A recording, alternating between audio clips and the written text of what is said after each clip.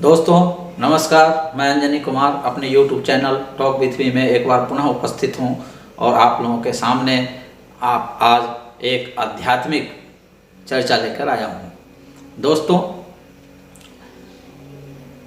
अभी तक जो मैंने चैनल पे वीडियो अपलोड किया है वो लगभग सांसारिक ज्ञान से जुड़ा हुआ है, लेकिन आज पहली बार मैं एक आध्यात्मिक बात लेकर आया हूं और आशा करूंगा कि उससे आप लोगों को काफ़ी लाभ होगा। हाँ दोस्तों, आज मैं बात कर रहा हूँ एकादशी व्रत कथा की। ऐसे तो एकादशी व्रत पे एक वीडियो मैं सेपरेट बनाऊंगा कि उसको कैसे किया जाता है, क्या नियम पालन करना ज़रूरी होता है और कैसे कैसे करना है। लेकिन आज मैं मूल रूप से आपको बताऊं कि एकादशी जो है सभी व्रतों में उत्तम है और सभी व्रतों का राजा कहा जाता है। एकादशी व्रत कथा पद्म पुराण में वर्णित है। जितनी भी एकादशी होती है उसके सारे महात्म्य पद्म पुराण से लिए गए हैं। दोस्तों, हर महीने में एकादशी व्रत 2 बार आता है। हिंदू पंचांग के अनुसार 11वां दिन एकादशी कहा जाता है। एक शुक्ल पक्ष की एकादशी होती है, एक कृष्ण पक्ष की एकादशी होती है। जो पूर्णिमा के बाद की एकादशी होती है वो कृष्ण पक्ष की एकादशी होती है और जो अमावस्या के बाद की एकादशी होती है वो शुक्ल पक्ष की एकादशी होती है। दोस्तों, मैं आज आपको एकादशी के उत्पत्ति की कथा एवं कामदा एकादशी व्रत कथा दोनों सुनाऊंगा और उम्मीद करता हूं कि आप लोग इसको शुरू से अंत तक सुनेंगे, क्योंकि बीच में छोड़ना उचित नहीं माना जाता है धार्मिक रूप से और उसका नुकसान हो सकता है। दोस्तों, जो लोग मेरी चैनल पे पहली बार आए हैं उनसे मेरा निवेदन है कि मेरे वीडियो को शुरू से अंत तक देखें, क्योंकि हर चीज़ महत्वपूर्ण होती है, हर बात महत्वपूर्ण होता है। और अगर किसी के भी चैनल पे आप देखते हो, अगर कोई धार्मिक वीडियो देखते हो, तब तो उसको बीच में क्विट करना कभी उचित नहीं है। इसलिए वीडियो पूरा देखें। जो लोग मेरे चैनल को अभी तक सब्सक्राइब नहीं किए हैं वो लोग कृपया सब्सक्राइब कर लें, क्योंकि मेरे चैनल पे आपको वो हर चीज़ मिलेगा जो आपको चाहिए। फिनेंशियल लिटरेसी से जुड़ा हुआ मामला, शेयर मार्केट के ज्ञान से जुड़ा हुआ मामला, सांसारिक ज़रूरतों के हिसाब से, स्पिरिचुअल ज़रूरतों के हिसाब से हर तरह की वीडियो आपको मिलेगी।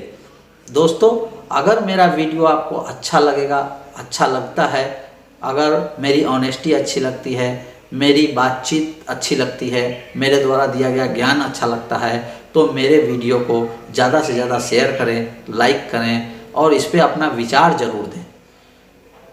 दोस्तों, आइए सुनते हैं एकादशी व्रत की उत्पत्ति कथा और कामदा एकादशी व्रत कथा का महात्म्य।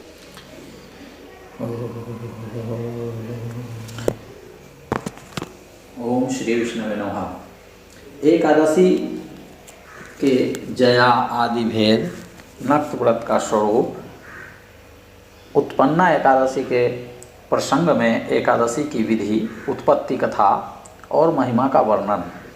नारद जी ने पूछा, हे महादेव जी, महाद्वादशी अर्थात एकादशी का उत्तम व्रत कैसा होता है? सर्वेश्वर प्रभो, उसके व्रत से जो कुछ भी फल प्राप्त होता है उसे बताने की कृपा कीजिए। महादेव जी ने कहा, ब्राह्मण, एकादशी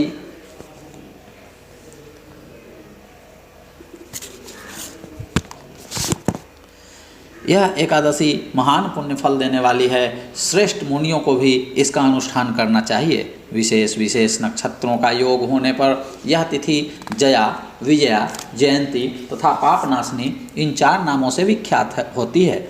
ये सभी पापों का नाश करने वाली है। इनका व्रत अवश्य करना चाहिए। जब शुक्ल पक्ष की एकादशी को पुनर्वसु नक्षत्र हो तो वह उत्तम तिथि जया कहलाती है।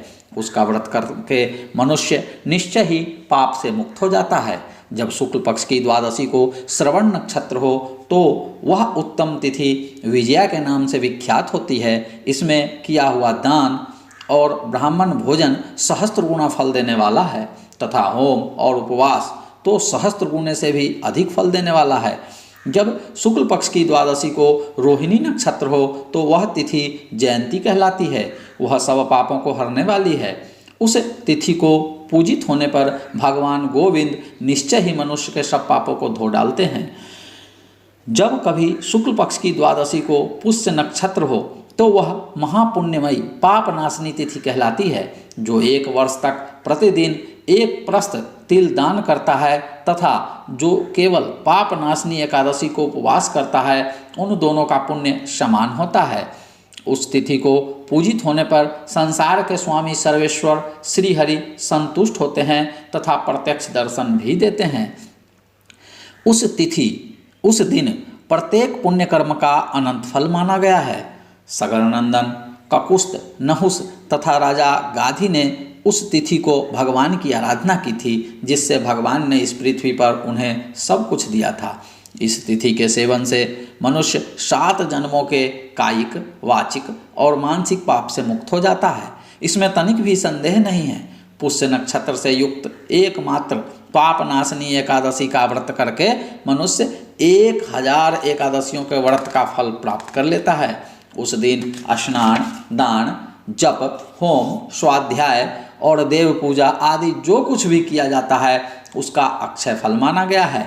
इसलिए प्रयत्नपूर्वक इसका व्रत करना चाहिए। जिस समय धर्मात्मा राजा युधिष्ठिर 5म अश्वमेध यज्ञ का स्नान कर चुके, उस समय उन्होंने यदुवंशावतंस भगवान श्री कृष्ण से इस प्रकार प्रश्न किया। युधिष्ठिर बोले, हे प्रभो, नक्त व्रत तथा एक भुक्त व्रत का पुण्य एवं फल क्या है? जनार्दन, यह सब मुझे बतलाइए। श्री भगवान ने कहा, कुंती नंदन, हेमंत ऋतु में जब परम कल्याण में मार्गशीर्ष मास आए तब उसके कृष्ण पक्ष की द्वादशी तिथि को उपवास करना चाहिए। उसकी विधि इस प्रकार है। दृढ़तापूर्वक उत्तम व्रत का पालन करने वाला शुद्ध चित्त पुरुष दशमी को सदा एक भुक्त रहे अथवा शौच संतोष आदि नियमों के पालन पूर्वक नक्त व्रत के स्वरूप को जानकर उसके अनुसार एक बार भोजन करे। दिन के 8वें भाग में जब सूर्य का तेज मंद पड़ जाता है उसे नक्त जानना चाहिए। रात को भोजन करना नक्त नहीं है।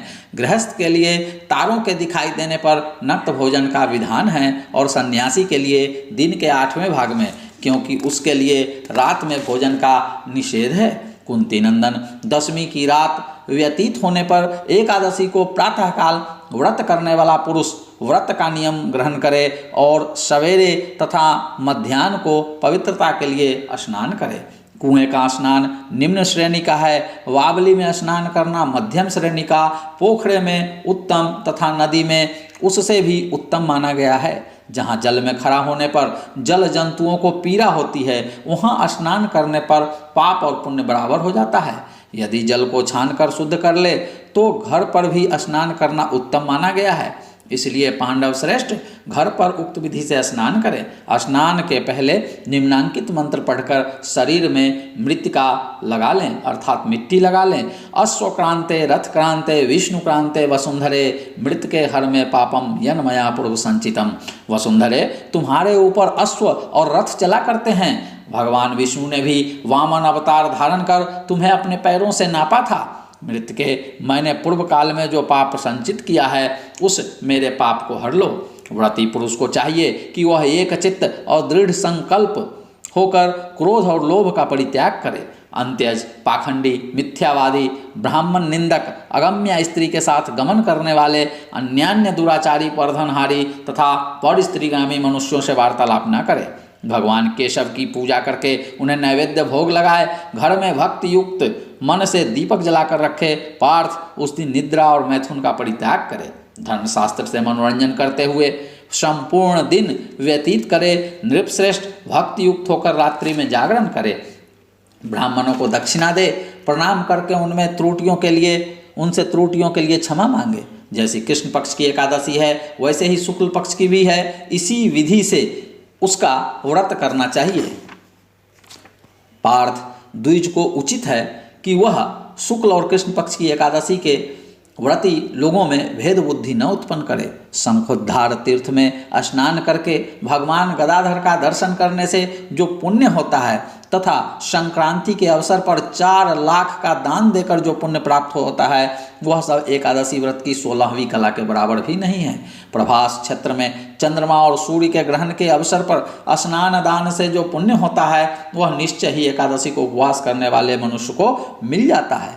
केदार क्षेत्र में जल पीने से पुनर्जन्म नहीं होता। एकादशी का भी ऐसा ही महात्म्य है। यह भी गर्भवास का निवारण करने वाली है। पृथ्वी पर अश्वमेध यज्ञ का जो फल होता है उससे 100 गुना अधिक फल एकादशी व्रत करने वाले को मिलता है। जिसके घर में तपस्वी एवं श्रेष्ठ ब्राह्मण भोजन करते हैं उसको जिस फल की प्राप्ति होती है वह एकादशी व्रत करने वाले को भी अवश्य मिलता है। वेदांगों के पारगामी विद्वान ब्राह्मण को सहस्त्र गोदान करने से जो पुण्य होता है उससे 100 गुना पुण्य एकादशी व्रत करने वाले को प्राप्त होता है। इस प्रकार व्रती को वह पुण्य प्राप्त होता है जो देवताओं के लिए भी दुर्लभ है। रात को भोजन कर लेने पर उससे आधा पुण्य प्राप्त होता है तथा दिन में एक बार भोजन करने से देहधारियों को नक्त भोजन का आधा फल मिलता है। जीव जब तक भगवान विष्णु के प्रिय दिवस एकादशी को उपवास नहीं करता तभी तक तीर्थ दान और नियम अपने महत्व की गर्जना करते हैं। इसलिए हे पांडव श्रेष्ठ तुम इस व्रत का अनुष्ठान करो। कुंती नंदन यह गोपनीय एवं उत्तम व्रत है जिसका मैंने तुमसे वर्णन किया है। हजारों यज्ञों का अनुष्ठान भी एकादशी व्रत की तुलना नहीं कर सकता। युधिष्ठिर ने पूछा, भगवान पुण्यमयी एकादशी तिथि कैसे उत्पन्न हुई, इस संसार में क्यों पवित्र मानी गई तथा देवताओं को कैसे प्रिय हुई। श्री भगवान बोले, हे कुंती नंदन प्राचीन समय की बात है। सत्य युग में मूर नामक दानव रहता था। वह बड़ा ही अद्भुत अत्यंत रौद्र तथा संपूर्ण देवताओं के लिए भयंकर था। उस काल रूपधारी दुरात्मा महासुर ने इंद्र को भी जीत लिया था। संपूर्ण देवता उससे परास्त होकर स्वर्ग से निकाले जा चुके थे और शंकित तथा भयभीत होकर पृथ्वी पर विचरा करते थे। एक दिन सब देवता महादेव जी के पास गए। वहाँ इंद्र ने भगवान शिव के आगे सारा हाल कह सुनाया। इंद्र बोले, हे महेश्वर ये देवता स्वर्गलोक से भ्रष्ट होकर पृथ्वी पर विचर रहे हैं। मनुष्यों में रहकर इनकी शोभा नहीं होती। देव कोई उपाय बतलाइए। देवता किसका सहारा लें। महादेव जी ने कहा, हे देवराज जहाँ सबको शरण देने वाले सबकी रक्षा में तत्पर रहने वाले जगत के स्वामी भगवान गरुड़ ध्वज विराजमान हैं वहाँ जाओ, वे तुम लोगों की रक्षा करेंगे। भगवान श्री कृष्ण कहते हैं, हे युधिष्ठिर महादेव जी की बात सुनकर परम बुद्धिमान देवराज इंद्र संपूर्ण देवताओं के साथ वहाँ गए। भगवान गदाधर क्षीर सागर के जल में सो रहे थे। उनका दर्शन करके इंद्र ने हाथ जोड़कर स्तुति आरंभ की। इंद्र बोले, देव देवेश्वर आपको नमस्कार है। देवता और दानव दोनों ही आपकी वंदना करते हैं। पुंडरीकाक्ष आप दैत्यों के शत्रु हैं। हे मधुसूदन हम लोगों की रक्षा कीजिए। जगन्नाथ संपूर्ण देवता मूर नामक दानव से भयभीत होकर आपकी शरण में आए हैं। भक्त वत्सल हमें बचाइए। देव देवेश्वर हमें बचाइए। जनार्दन हमारी रक्षा कीजिए, रक्षा कीजिए। दानवों का विनाश करने वाले कमलनयन हमारी रक्षा कीजिए। प्रभो हम सब लोग आपके समीप आए हैं। आपकी ही शरण में आ पड़े हैं। भगवान शरण में आए हुए देवताओं की रक्षा कीजिए। देव आप ही मति, आप ही पति, आप ही मति, आप ही कर्ता और आप ही कारण हैं। आप ही सब लोगों की माता और आप ही इस जगत के पिता हैं। भगवान देव देवेश्वर शरणागत वत्सल देवता भयभीत होकर आपकी शरण में आए हैं। प्रभु अत्यंत उग्र स्वभाव वाले महाबली मूर नामक दैत्य ने संपूर्ण देवताओं को जीतकर इन्हें स्वर्ग से निकाल दिया है। इंद्र की बात सुनकर भगवान विष्णु बोले, देवराज वह दानव कैसा है, उसका रूप और बल कैसा है तथा उस दुष्ट के रहने का स्थान कहाँ है। इंद्र बोले, देव देवेश्वर पूर्व काल में ब्रह्मा जी के वंश में तालजंग नामक एक महान असुर उत्पन्न हुआ था जो अत्यंत भयंकर था। उसका पुत्र मूर दानव के नाम से विख्यात हुआ। वह भी अत्यंत उत्कट महापराक्रमी और देवताओं के लिए भयंकर है। चंद्रावती नाम से प्रसिद्ध एक नगरी है, उसी में स्थान बनाकर वह निवास करता है। उस दैत्य ने समस्त देवताओं को परास्त करके स्वर्गलोक से बाहर कर दिया है। उसने एक दूसरे ही इंद्र को स्वर्ग के सिंहासन पर बैठाया है। अग्नि, चंद्रमा, सूर्य, वायु और वरुण भी उसने दूसरे ही बनाए हैं। जनार्दन मैं सच्ची बात बता रहा हूँ, उसने सब कोई दूसरे ही कर लिए हैं। देवताओं को तो उसने प्रत्येक स्थान से वंचित कर दिया है। इंद्र का कथन सुनकर भगवान जनार्दन को बड़ा क्रोध हुआ। वे देवताओं को साथ लेकर चंद्रावती पुरी गए। देवताओं ने देखा दैत्यराज बारंबार गर्जना कर रहा है, उससे परास्त होकर संपूर्ण देवता 10 दिशाओं में भाग गए। अब वह दानव भगवान विष्णु को देखकर बोला, खड़ा रह, खड़ा रह। उसकी ललकार सुनकर भगवान के नेत्र क्रोध से लाल हो गए। वे बोले, अरे दुराचारी दानव, मेरी इन भुजाओं को देख। यह कहकर श्री विष्णु ने अपने दिव्य बाणों के से सामने आए हुए दुष्ट दानवों को मारना आरंभ किया। दानव भय से विह्वल हो उठे। पांडुनंदन तत्पश्चात श्री विष्णु ने दैत्य सेना पर चक्र का प्रहार किया। उससे छिन्न भिन्न होकर सैकड़ों योद्धा मौत के मुख में चले गए। उसके बाद भगवान मधुसूदन बद्रिकाश्रम को चले गए। वहाँ सिंहावती नाम की गुफा थी जो 12 योजन लंबी थी। पांडुनंदन उस गुफा में एक ही दरवाजा था। भगवान विष्णु उसी में सो रहे। दानव मूढ़ भगवान को मार डालने के उद्योग में लगा हुआ था। वह उनके पीछे लगा रहा। वहाँ पहुंचकर उसने भी उसी गुफा में प्रवेश किया। वहाँ भगवान को सोते देख उसे बड़ा हर्ष हुआ। उसने सोचा, यह दानवों को भय देने वाला देवता है, अतः निस्संदेह इसे मार डालूंगा। हे युधिष्ठिर, दानव के इस प्रकार विचार करते ही भगवान विष्णु के शरीर से एक कन्या प्रकट हुई, जो बड़ी ही रूपवती, सौभाग्यशालिनी तथा दिव्य अस्त्र शस्त्रों से युक्त थी। वह भगवान के तेज के अंश से उत्पन्न हुई थी। उसका बल और पराक्रम महान था। युधिष्ठिर, दानवराज मोर ने उस कन्या को देखा। कन्या ने युद्ध का विचार करके दानव के साथ युद्ध के लिए याचना की। युद्ध छिड़ गया। कन्या सब प्रकार की युद्ध कला में निपुण थी। वह मोर नामक महान असुर उसके हुंकार मात्र से राख का ढेर हो गया। दानव के मारे जाने पर भगवान जाग उठे। उन्होंने दानव को धरती पर पड़ा देख पूछा, मेरा यह शत्रु अत्यंत उग्र और भयंकर था, किसने इसका वध किया है? कन्या बोली, स्वामिन, आपके ही प्रसाद से मैंने इस महादैत्य का वध किया है। श्री भगवान ने कहा, कल्याणी, तुम्हारे इस कर्म से तीनों लोकों के मुनि और देवता आनंदित हुए हैं। अतः तुम्हारे मन में जैसी रुचि हो उसके अनुसार मुझसे कोई वर मांगो। देव दुर्लभ होने पर भी वह वर मैं तुम्हें दूंगा, इसमें तनिक भी संदेह नहीं है। वह कन्या साक्षात एकादशी ही थी। उसने कहा, प्रभो, यदि आप प्रसन्न हैं तो मैं आपकी कृपा से सब तीर्थों में प्रधान, समस्त विघ्नों का नाश करने वाली तथा सब प्रकार की सिद्धि देने वाली देवी हूँ। जनार्दन, जो लोग आप में भक्ति रखते हैं, मेरे दिन को उपवास करेंगे, उन्हें सब प्रकार की सिद्धि प्राप्त हो। माधव, जो लोग उपवास, नक्त अथवा एक भुक्त करके मेरे व्रत का पालन करें, उन्हें आप धन, धर्म और मोक्ष प्रदान कीजिए। श्री विष्णु बोले, कल्याणी, तुम जो कुछ कहती हो वह सब पूर्ण होगा। श्री भगवान कृष्ण कहते हैं, हे युधिष्ठिर, ऐसा वर पाकर महाव्रता एकादशी बहुत प्रसन्न हुई। दोनों पक्षों की एकादशी समान रूप से कल्याण करने वाली है। इसमें शुक्ल और कृष्ण पक्ष का भेद नहीं करना चाहिए। यदि उदय काल में थोड़ी सी एकादशी, मध्य में पूरी द्वादशी और अंत में किंचित त्रयोदशी हो तो उसे त्रिस्पर्शा एकादशी कहलाती है। वह भगवान को बहुत प्रिय है। यदि एक त्रिस्पर्शा एकादशी को उपवास कर लिया जाए तो वह 1 सहस्त्र एकादशी व्रतों का फल प्राप्त होता है तथा इसी प्रकार द्वादशी में पारण करने पर सहस्त्र गुना फल माना गया है। अष्टमी, एकादशी, षष्ठी, तृतीया और चतुर्दशी ये यदि पूर्व तिथि से विद्ध हों तो उनमें व्रत नहीं करना चाहिए। परिवर्तनी तिथि से युक्त होने पर ही उनमें उपवास का विधान है। पहले दिन में और रात में भी एकादशी हो तथा दूसरे दिन केवल प्रातःकाल एक दंड एकादशी रहे तो पहली तिथि का परित्याग करके दूसरे दिन की द्वादशी युक्त एकादशी को ही उपवास करना चाहिए।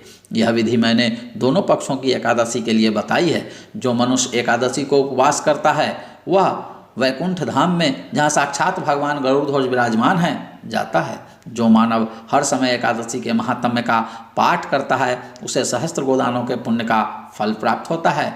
जो दिन या रात में भक्तिपूर्वक इस महात्म्य का श्रवण करते हैं वे निस्संदेह ब्रह्म हत्या आदि पापों से मुक्त हो जाते हैं। एकादशी के समान पाप नाशक दूसरा कोई व्रत नहीं है।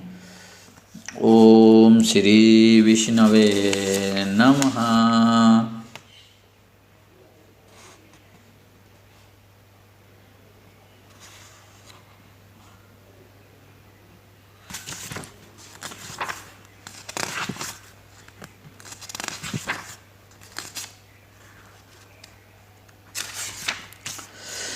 चैत्र मास की पाप मोचनी तथा कामदा एकादशी का महात्म्य।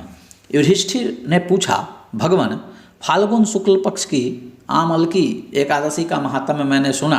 अब चैत्र कृष्ण पक्ष की एकादशी का क्या नाम है, यह बताने की कृपा कीजिए। भगवान श्री कृष्ण बोले, हे राजेंद्र, सुनो, मैं इस विषय में एक पाप नाशक उपाख्यान सुनाऊंगा जिसे चक्रवर्ती नरेश मानधाता के पूछने पर महर्षि लोमस ने कहा था। मानधाता बोले, भगवान, मैं लोगों के हित की इच्छा से यह सुनना चाहता हूँ कि चैत्र मास के कृष्ण पक्ष में किस नाम की एकादशी होती है, उसकी क्या विधि है तथा उससे किस फल की प्राप्ति होती है, कृपया ये सब बतलाइए। लोमस जी ने कहा, नृपश्रेष्ठ, पूर्व काल की बात है, अप्सराओं से सेवित चैत्र रथ नामक वन में, जहाँ गंधर्वों की कन्याएं अपने किन्नरों के साथ बाजे बजाती हुई विहार करती हैं, मंजूहोसा नामक अप्सरा मुनिवर मेधावी को मोहित करने के लिए आई। वे महर्षि उसी वन में रहकर ब्रह्मचर्य का पालन करते थे। मंजूहोसा मुनि के भय से आश्रम से एक कोस दूर ही ठहर गई और सुंदर ढंग से वीणा बजाती हुई मधुर गीत गाने लगी। मुनि श्रेष्ठ मेधावी घूमते हुए उधर जा निकले और उस सुंदरी अप्सरा को इस प्रकार गाना गाते देखकर सेना सहित कामदेव से परास्त होकर बरबस मोह के वशीभूत हो गए। मुनि की ऐसी अवस्था देख मंजूहोसा उनके समीप आई और वीणा नीचे रखकर उनका आलिंगन करने लगी। मेधावी भी उसके साथ रमन करने लगे। कामवश रमन करते हुए उन्हें रात और दिन का भी ज्ञान न रहा। इस प्रकार मुनि जनोचित सदाचार का लोप करके अप्सरा के साथ रमन करते उन्हें बहुत दिन व्यतीत हो गए। मंजूघोषा देवलोक में जाने को तैयार हुई। जाते समय उसने मुनिश्रेष्ठ मेधावी से कहा, ब्राह्मण, अब मुझे अपने देश जाने की आज्ञा दीजिए। मेधावी बोले, देवी, जब तक सवेरे की संध्या न हो जाए तब तक मेरे ही पास ठहरो। अप्सरा ने कहा, विप्रवर, अब तक न जाने कितनी संध्या चली गई, मुझ पर कृपा करके बीते हुए समय का विचार तो कीजिए। लोमस जी कहते हैं, राजन, अप्सरा की बात सुनकर मेधावी के नेत्र आश्चर्य से चकित हो उठे।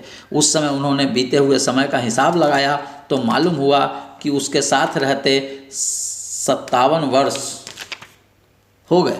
उसे अपनी तपस्या का विनाश करने वाली जानकर मुनि को उस पर बड़ा क्रोध हुआ। उन्होंने शाप देते हुए कहा, पापिनी, तू पिशाची हो जा। मुनि के शाप से दग्ध होकर वह विनय के से नतमस्तक हो बोली, विप्रवर, मेरे शाप का उद्धार कीजिए। 7 वाक्य बोलने या 7 पद साथ साथ चलने मात्र से ही सत्पुरुषों के साथ मैत्री हो जाती है। ब्राह्मण, मैंने तो आपके साथ अनेक वर्ष व्यतीत किए हैं, अतः स्वामिन, मुझ पर कृपा कीजिए। मुनि बोले, भद्रे, मेरी बात सुनो, यह शाप से उद्धार करने वाली है, क्या करूं? तुमने मेरी बहुत बड़ी तपस्या नष्ट कर डाली है।